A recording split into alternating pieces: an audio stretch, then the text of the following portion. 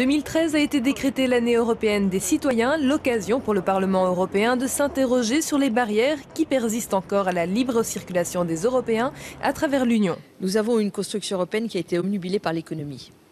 Donc elle s'est intéressée à la liberté des capitaux, à la liberté du marché, à la libre concurrence, pas toujours claire et non faussée.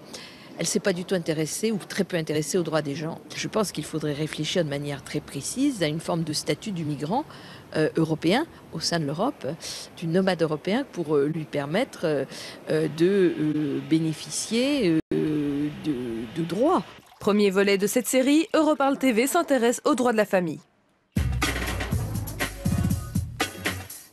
Lionel est français. Il doit être remis d'un jour à l'autre aux autorités judiciaires allemandes. Un mandat d'arrêt européen a été livré contre lui. Son crime, avoir décidé de ne pas payer quelques 6 000 € de pension alimentaire pour ses enfants parce qu'il ne les avait plus vus depuis plus de 2 ans. Je leur ai dit clairement, j'ai dit je ne sais même pas si mes enfants sont encore en vie.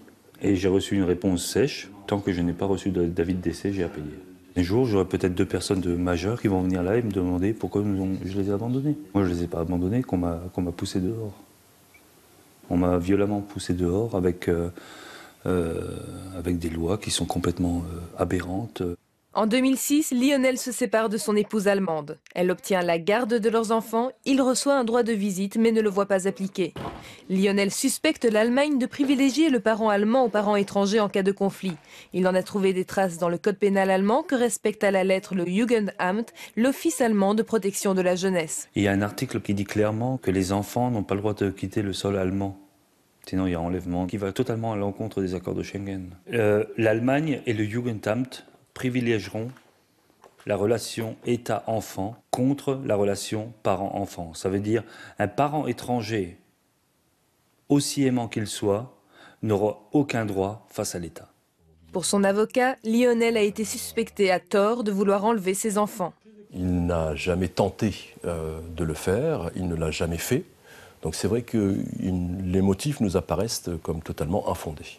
Les Allemands ont une notion toute particulière de ce qu'est le bien-être de l'enfant. Et en particulier, ils ont un attachement plus caractérisé peut-être que les autres à ce que l'enfant reste dans la juridiction allemande, c'est-à-dire sur le sol allemand.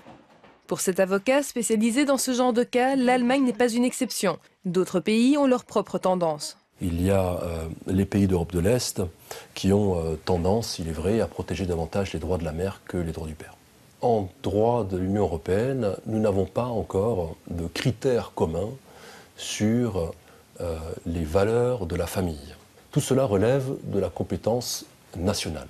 Ce soir, Lionel trouve enfin sur Internet une photo récente de sa fille, au concert de Noël de son lycée en Allemagne. Je vois des photos d'enfants et je vois que ma fille, il n'y a pas de sourire de ma fille. Ce père de famille ne sait pas si un jour il pourra à nouveau serrer ses enfants dans ses bras.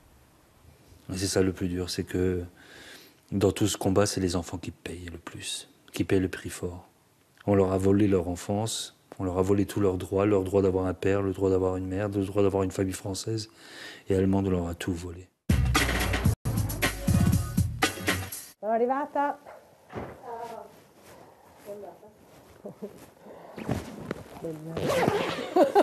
Roberta et Chiara habitent à Ferrara, au centre de l'Italie. Elles se sont mariées à Barcelone et ont eu 2 enfants, car en Espagne, 2 femmes peuvent se marier et adopter. Mais Chiara, qui n'est pas la mère biologique, est tombée gravement malade et cette famille a dû retourner vivre en Italie. D'un seul coup, tous les droits de Chiara n'ont plus été reconnus.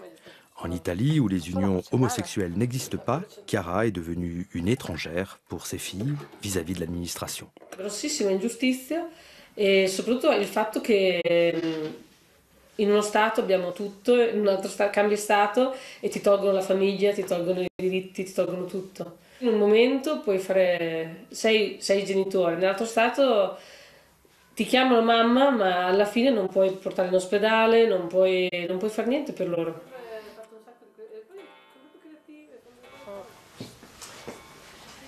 Questo è l'orologio che abbiamo comprato un anno dopo che ci siamo sposate, proprio per il nostro anniversario, e abbiamo deciso di tenerlo puntato alle ore 13, che è l'orario preciso in cui ci siamo sposate.